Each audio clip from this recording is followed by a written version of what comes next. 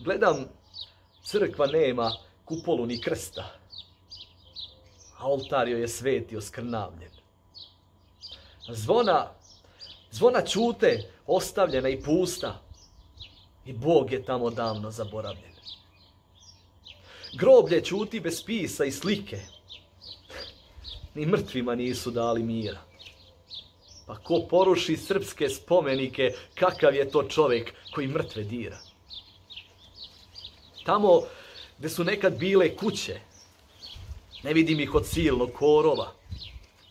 Probijam se kroz šiblje i pruće dok preskačem ostatke od rova. I put seoski izoran ko njiva.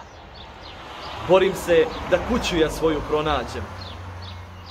Šta uradi Avetinjo živa, tamo gde sam rasto ne mogu da se snađem. Dvorište je moje celo opustelo, a nije posle njih čak ni šarov osto. Šta učini jadni prokletniče, neka ti je dragim i milim Bogom prosto.